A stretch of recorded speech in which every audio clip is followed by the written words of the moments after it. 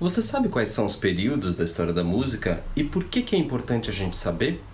Vem comigo que eu vou contar para vocês. Ale Spatz aqui, bem-vindos ao canal Spatz Musik.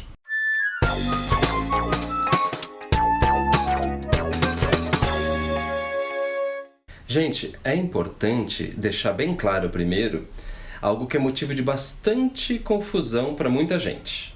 A delimitação dos períodos históricos através de datas específicas é só um recurso arbitrário dos historiadores. Ou seja, não é que a partir de 1750, por exemplo, quando Bach morreu, que é quando a gente costuma dizer que se encerra o período barroco e inicia o classicismo, que os compositores de repente, de uma hora para outra, deixaram de compor de uma forma e começaram a escrever música de outra forma. Todo período histórico tem uma área de transição, uma área de intersecção, onde já tinham compositores compondo de uma maneira diferente, que foi se disseminando aos poucos por entre os seus contemporâneos e influenciando a forma como os outros faziam música também.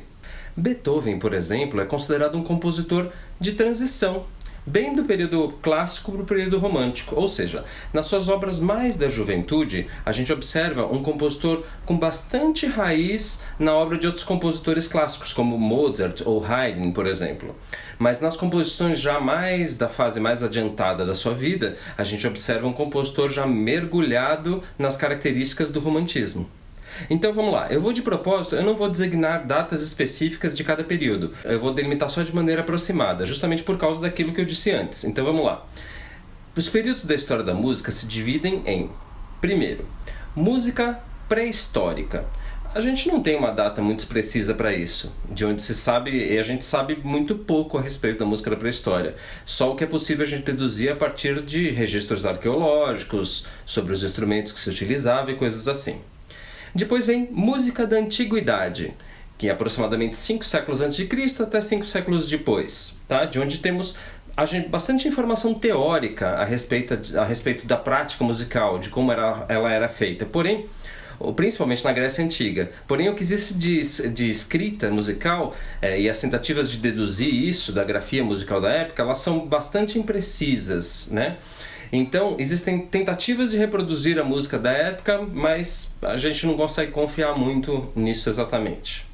Depois disso, vem os períodos onde já se tem uma ideia mais clara de como é que a música de fato era praticada, que são, primeiro, período medieval, de 500 depois de Cristo até 1400, Renascença, anos 1400 até 1600 aproximadamente, período barroco, 1600 até 1750, período clássico, 1750 até 1820, romantismo, 1820 até 1910, e de 1910 para cá, o que chamamos de modernismo, ou música contemporânea, até que algum historiador resolva delimitar um pouquinho melhor alguns períodos dessa chamada música contemporânea, já que de 1910 para cá, a gente pode observar inúmeras correntes e movimentos musicais muito distintos uns dos outros.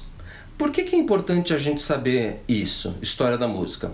Tem 2 motivos principais. Primeiro, aumentar o nosso repertório cultural. É sempre bom a gente poder conversar e trocar com outras pessoas conhecimento, não é mesmo?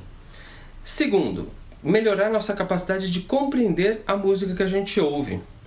Até para a gente poder se aprofundar nessa escuta, entender por que determinado tipo de música era feito de tal forma, em tal época, e depois mudou e assim por diante.